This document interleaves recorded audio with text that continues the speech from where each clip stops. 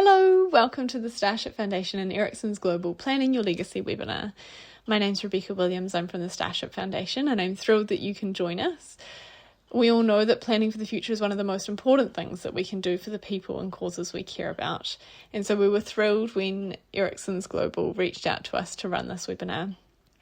You will first be hearing from Amy, who is a financial advisor, and Colin, who is an actuary, who will share all things estate planning, wills writing, and the considerations that you need to make. And then following that, we also have Joe Simon, the Starship Foundation CEO, who's going to share about the impact that gifts and wills have for Starship and patients, families, and the staff over at the hospital. So we're thrilled to have you here. We hope you enjoy this webinar, and I'm going to hand over to Amy now. Colin, you're actually an actuary. So you manage risk quite well as well. So we're going to be taking you through this estate planning journey, but we're not accountants and we're not lawyers. Nope. And so those are specialties where it's a team effort, estate planning, right? Yeah, things to do. Yes. And we're also not medical professionals, but there are some on this call. So it's going to be very exciting. We get to that. To start off, we're going to talk about how estate planning is really about people. So I said it's a team effort. Yeah. But yeah, it's not just about the professionals that you have helping you make the decisions. It's about your family. We say reducing confusion is really important. And I think a lot of people leave it a little bit too late. We've seen in our experience, and it's better to have these conversations early on to make sure that your money and your wishes are aligned with what you actually value, and then you can iterate later. But getting people on board early is really good for any kind of change, really, whether it's in a business or your own estate planning. Now, yeah, so if you're thinking, gosh, I've been putting this off, you're not alone.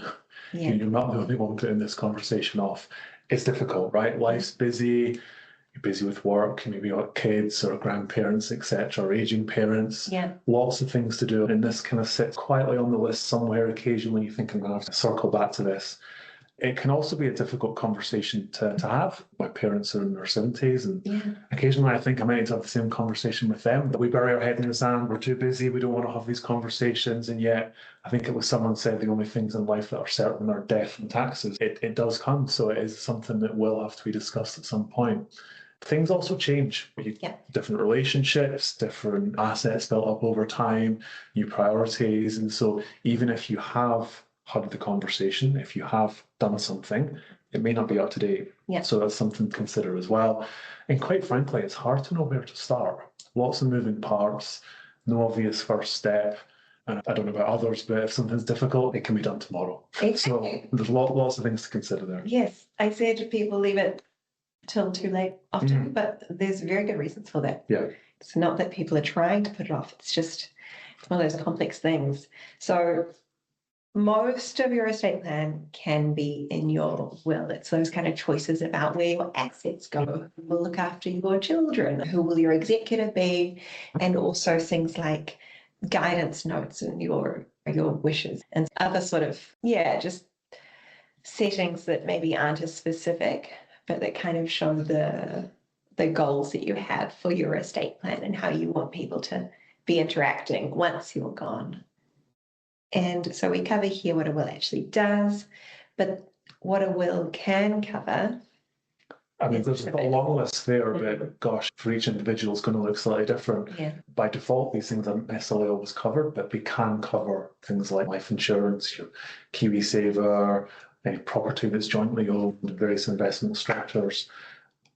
Again, for every individual, it's going to look different. And the point I made earlier, that how that list looks for each individual could change over time as well. Yeah. So it is worth considering how that would necessarily look for each individual, because there's a lot that it can cover. Absolutely. Yeah. And a couple of weeks ago, we did a retirement planning session. We did.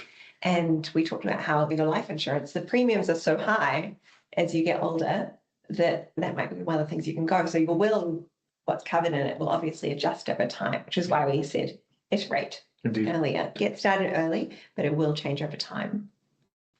So the advisor's lens, not lawyers, not accountants, but we can help with the financial planning of it.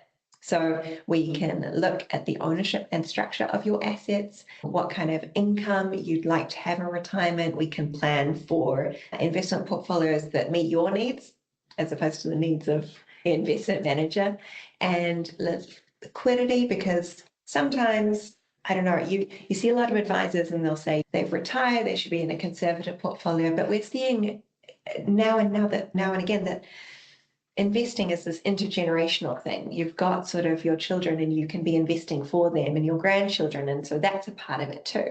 And so the liquidity of different assets, it doesn't all have to be for you, but it has to be clear what matches whom. And then fairness as well, because you don't want to be introducing animosity or legal disputes, which, a financial plan can't. We can't say this financial plan will be agreeable to everyone, but we do have some experience in talking with families about how they invest and their plan for their future. And then in just having that openness and that ability for the next generation to ask questions from the financial advisor instead of maybe the asset holder is really helpful, because also then they know that there's a professional who's doing the planning, and it's not just, oh, my mum or my dad wants to invest in this and that. It's like, this is actually a portfolio that's best practice, and it will reliably be maintained as that for as long as we're recruited or employed by it. Over to you. Yeah, so scary one. Obviously, all of our lives, we all have to make lots of decisions, and some of those are financial. You may get to a point in your life where you can't make decisions on your own behalf. And at that point, you can have an enduring power of attorney, and that lets someone that you trust act on your behalf to help make decisions for you while you're still alive. So that's we call that a quieter part of the conversation. Again, it can sometimes feel a bit taboo, yes, but it is an important part of the conversation too. Yes, and it's financial decisions, of course, but it says healthcare decisions, I think, are even more important, because what is money when health is on the line, right? Indeed. So that conversation is a key one. Who's on the team? Choosing the right people. So lawyers, solicitors, people you can trust, can just ask around and see what other people have done and what's worked, because likely in your network, you know someone who's been down this journey, or maybe the generation above you. The right person isn't always the oldest. I have an older sister, and she bears all of the responsibility for a family trust, but that's not necessarily the right thing for your family. Yeah. And in some cases, me as the youngest, I get called on to do all the IRD filing for the family trust. So yes, it can be the youngest, it could be the oldest. And if there's no one in your network who understands the situation, obviously professionals are trained to do this, and you can ask around for a good one. We also can give some referrals. If you want to send us an email overview of your situation, we can suggest some good legal professionals and accountants, actually. Know some of those. And then just going to stress this. Early is better than too late. You can iterate, but if you don't start soon enough, it's going to be very hard to manage the change. It's going to be very hard to manage all the moving parts. And I think health plays into it as well. As you get older, you've got a lot of choices, difficult choices to make. And estate planning is an extremely complex and difficult process. So starting early reduce some of the pressure on you and also the professionals and the network around you. And I think that last bit at the end, the family conversations, I think is quite important. We were discussing it the other day. Yes. You wouldn't want a surprise, sort of read and executed suddenly for the family to find out a surprise and unable to discuss it with the parents. Yes, yes. All right, what's worth double checking, Colin? Yes, probably everything. Everything, yeah. Kind of touched on some of the points we mentioned earlier. So a will that hasn't been updated in years. Great if there's a will there, but obviously if it hasn't been updated, then that can be out of date. Things like assumptions about how joint ownership works. Wishes, touching on the point we've just discussed, wishes that have never actually been discussed with the family. I think that's a big one. You wouldn't want your family being surprised after the event sort of thing, when conversations can then be elaborated on. So family circumstances that may have changed, and obviously assets that have changed over time, policies, accounts, etc., properties. They may forget to hold them, they may have had them and they've been finalised or something. So just, there are lots of things that can be out of date and need to be considered. So it's a kind of, as you said, it's a bit of an iterative process, isn't it? Yes, definitely. And the wish is never actually discussed with it. Joe Simon will talk about this later, but it's maybe not this particular bit. It's that charitable giving that can be a sticking point because you're the second generation or the third generation. They might be in a very difficult financial situation than you. They might not have a lot of financial security, and they might have expectations of a certain inheritance. And so, whereas I think over time people can become a lot more generous, which is fabulous for society, but you would want to communicate that to your children. There's no way to avoid a conflict if people have opposing views and won't listen to each other. So sometimes a third party can help bridge that gap when opinions are so different. Segue into family giving don't have to compete together because a second generation can research different charities and the giving and kind of facilitate that. And a financial advisor can plan it into sort of the portfolio so that you've got maybe an income stream, because reliable income sources are extremely important for charities. A lump sum is great, but also knowing their income over time is very helpful, especially if they're actively distributing. So it's not one or the other, we want to say. And I think you know that if you're tuning into this webinar, because the topic is it's clear, estate planning and worthy causes. Indeed. So that's really our piece. We'll do a bit of a Q&A at the end, but I would love to hand over now to the real star of the show, who is Joe Simon, the Chief Executive of Starship Foundation. And I think if we're lucky, we might actually be running ahead of schedule, so you might get a little bit of extra time back in your night. So Joe, over to you, and I will turn the slides whenever you tell me. Great. Okay. Look, hello everyone, and thanks for joining us online today. And Amy and Colin, thanks for sharing your expertise, helping us understand why planning ahead is so important. And I think what I all kind of understand is that estate planning is more than the legal documents and the regulatory documents. It's actually about the people that we love and the values that we hold and the legacy that we choose to leave behind. And Amy, if you just would like to move on to the next slide. Today, what I'd like to share is what that legacy can mean for Starship and for the children and the families who rely on New Zealand's National Children's Hospital in the years ahead. And I know many of you have already included Starship Foundation in your will, and there are others that are just simply exploring that idea. And so wherever you are on that journey, just thank you for joining us on this webinar today. It's great to be able to share some of this knowledge with you. And as you are probably aware, but for those that aren't, Starship is the National Children's Hospital. It provides specialist care to children and young people from right across New Zealand. It supports families through some of their most challenging moments in their lives. And we believe that every child deserves the very best care, and it doesn't matter where they live. That should never change. And what does change, though, is how we deliver that care. And so treatments evolve and technology advances and research opens new possibilities, and we need to be ready for whatever comes next. And that's where legacy giving makes such a difference. And so a gift in your will can help ensure future generations of children have access to world-class healthcare when they need it most. And the slide on the impact of generosity, Amy, if you wouldn't mind. So what difference does giving actually make? Thanks to generous donations and gifts in wills, children requiring intensive care are now treated in Starship's brand new PICU unit, which is the Paediatric Intensive Care Unit.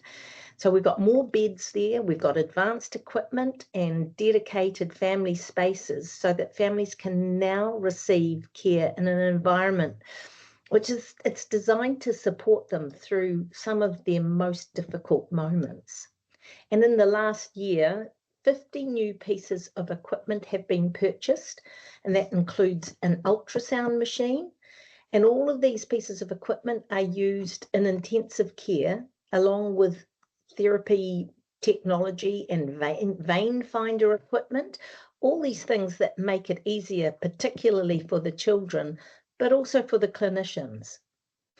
And supporters like you have also contributed $6.5 million towards enhancing clinical care and advancing knowledge and providing life-changing equipment.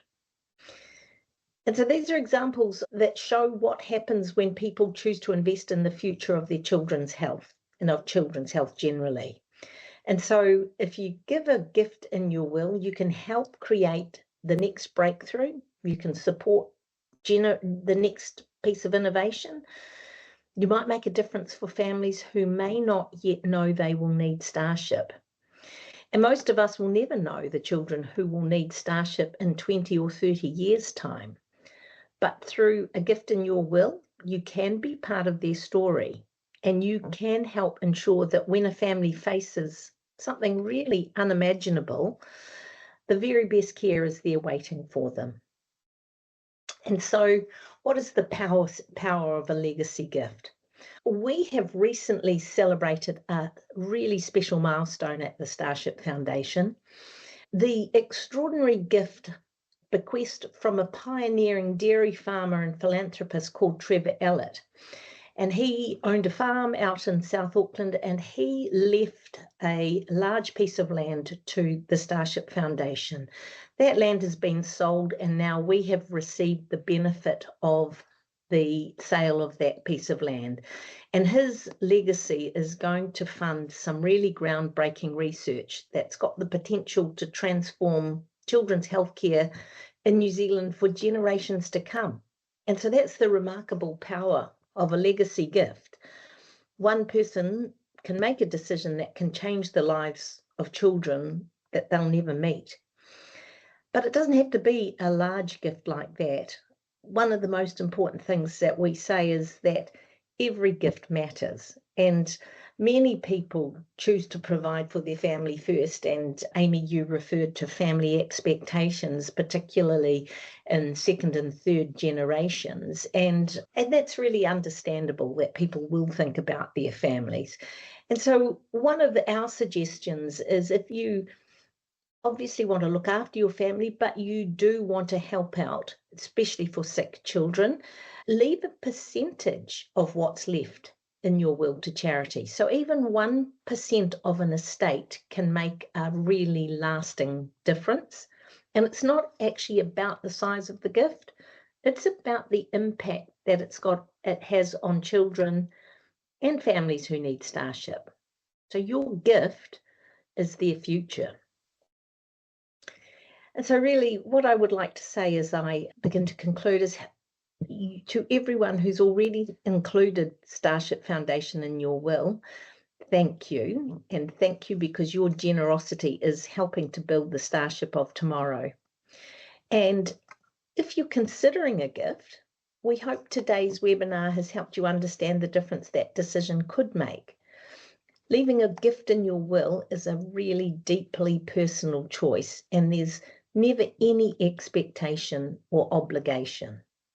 And if you'd like to learn more, Rebecca and Sam from the Starship Foundation would be delighted to answer your questions or have a confidential conversation with you after today's webinar. And the decisions that we make today become the care children receive tomorrow. So thank you. Thanks for joining us, and thank you for helping create a brighter future for New Zealand's children. And on that note, I think I'm going to hand back to you, Amy, for Q&A. Yes. Okay, so questions come through is, tell us more about the research. So what kind of research is Starship doing at the moment? So there's a program of research. So some of the things that Starship Fund is a team of researchers who are based in the same building as us, and they help to facilitate the clinical research. So those people are employed on an ongoing basis. They facilitate and ensure the research is done from the perspective of ensuring that ethics are done, that the data analysis is done properly, that the clinicians who are doing the research get their research properly documented, and so on. So that's a way of facilitating research. We also run a research program whereby clinicians within the hospital will put forward their ideas for projects or treatments that need to be developed or innovated. We run, as an example, something called the Cerebral Palsy Register, whereby children around the country who have cerebral palsy and are being treated and developing outcomes for cerebral palsy, that has been funded by the Starship research program. It's one of many, but every year we will select 5 key research projects and we will fund those, and each of those are funded up to around $100,000 per project. We also fund 4 fellows, and those fellows may be specialists in a particular area. They may be oncology or orthopedics or emergency work, and we will fund them in a particular area that they may be looking to develop or expand upon. So the research is very wide and varied and across many different facets, as I said, from research supporting a team to individual projects through to the real specialists. That is amazing. Okay, all right. One other question is, if there's a significant age difference in a partnership, what about leaving estate planning to the surviving partner? Now, do you have any thoughts about that? Have you seen that play out well? So in general, we would recommend that people work together no matter the age range, because as our actuary knows, people do not always die on time. No, they don't. And thanks to the miracle of Starship Foundation and other hospitals, there's a lot of healthcare available. If you're in a successful relationship and a partnership, then you'll be able to have those equal conversations. And if you can't have those conversations about money or estate planning or finances, then come and talk to a financial advisor or to a fabulous lawyer, because they can take you through that journey themselves. They'll know what makes it palatable. I have another question. What are vein finders? Because children do have very tiny veins. This maybe is not chief executive level, Joe. So feel free to pass it, phone a friend. Having one of my children go through Starship many years ago, and them being traumatized as they were trying to find a vein, and gave them a lifelong fear of needles. Vein finders are really important, and they're a little mechanism that they can put on their arm and it will find the vein more easily. And there's also these other things called buzzy bees that they put on their arms, and they buzz around and they find a spot and the child is distracted, and then they can put an injection in their arm. Amazing, revolutionary little things. Oh, that is lovely. Okay. Sweet. Yes, definitely. Another question we've had is about the health of children in Aotearoa, New Zealand today, and has Starship, in all their research and all the services you provide as the National Children's Hospital, have you seen any stats around the health of Kiwi kids improving? That's quite a broad question. As a general sort of average deterioration in health, it probably wouldn't feed through to kids getting really sick in Starship ages, carry on into sort of later life. And we have seen sort of improvements in life expectancy tail off a bit. So if I can bring it to an actuarial subject, Oh, it's good to have an actuary. It's not just something that affects kids. Yes. I guess so something I think about a lot of my own kids is lifestyle. I spend more time indoors on screens than they do outside playing sports. But yeah, things like that can show up later in life. It's not just obviously at the age that Starship are seeing kids.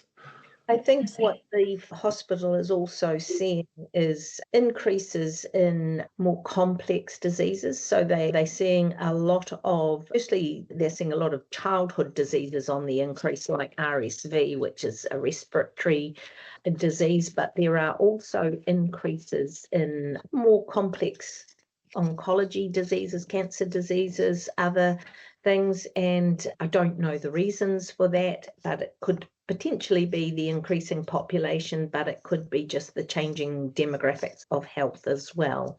But regardless, there's that ongoing need. And one of the things that the foundation is working with Starship Hospital on is a vision for looking at child health in the next 10 to 15 years and looking at what that could mean. And the future of medicine is things like genomics and precision individualized medicine. And there's a lot of work and a lot of research that will need to go into that in the future. Thank you for fielding that, Jo. That was awesome. Last question. Can people choose where their money goes if they donate to the foundation? They can indicate an area. The thing that we suggest to people is that they donate and ask for it to go to the area of greatest need, so that at the time, depending on what the hospital needs are, the money can be used for that.